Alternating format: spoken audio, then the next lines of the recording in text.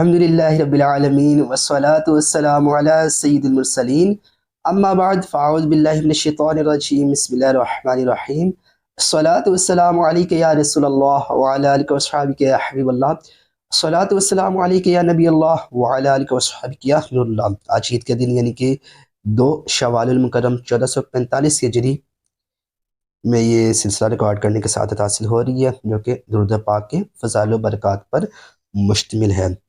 چلتے ہیں آج ایک نئے موضوع کی طرف، محتاجی دور کرنے کا نسخہ۔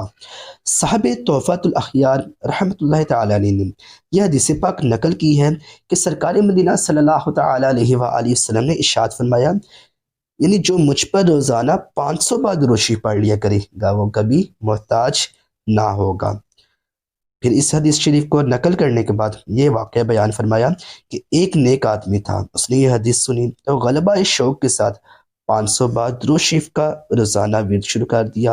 اس کی برکت سے اللہ پاک نے اس کو غنی کر دیا اور ایسی جگہ سے اسے رزق عطا فرمایا کہ اسے پتہ بھی نہ چل سکا، حالانکہ اس سے پہلے وہ مفلس اور حاجت مند تھا۔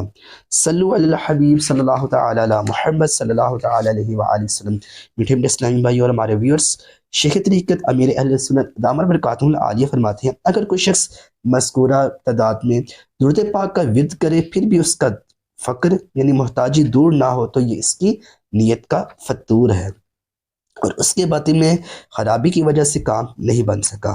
دراصل درود پاک پڑھنے میں نیت اللہ پاک اور اس کے پیارے حبیب صلی اللہ تعالی علیہ وآلہ وسلم کا قرب حاصل کرنے کی ہو، پھر انشاءاللہ الکریم محتاجی ضرور دور ہوگی۔ اور یاد رکھیے، محتاجی صرف مال کی کمی کا نام نہیں ہے، بلکہ بسا اوقات مال کی کثرت کے باوجود بھی انسان محتاجی کا شکوہ کرتا ہے، جو کہ مال کی حرص اور لالچ کی نشانی ہے۔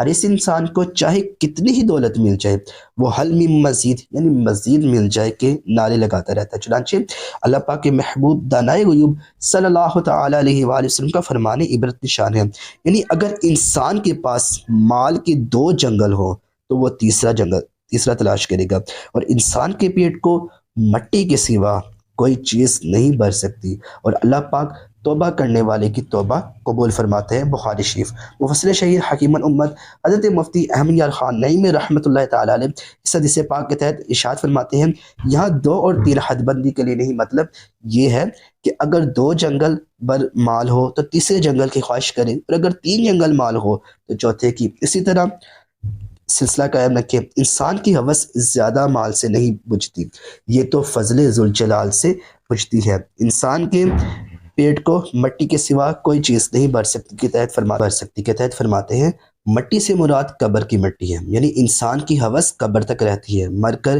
ہوس ختم ہوتی ہے۔ یہ حکم عمومی ہے، یعنی کہ یہ ایک عام حکم ہے۔ اللہ پاک کے نیک بندے اور صابر و شاکر بندے اس حکم سے علیحدہ ہیں، جیسے حضرات انبیاء کرام علیہ الصلوۃ والسلام اور خالص اولیاء اللہ رحمہم اللہ تعالی، مگر ایسی قناعت والے بہت کم ہیں۔ صوفیہ فرماتے ہیں، انسان کی پیدائش مٹی سے ہے اور مٹی کی فطرت خشکی ہے، اس کی خشکی صرف بارش سے ہی دور ہوتی ہے، بارش ہونے پر اس میں سبزہ پھل سب کچھ ہوتے ہیں۔ یوں ہی اگر انسان پر توفیق کی بارش نہ ہو تو انسان محض خشکا ہے، اگر نبوت کے بادل سے توفیق ہدایت کی بارش ہو تو اس میں ولایت اور تقوی وغیرہ کے پھول کھلتے ہیں۔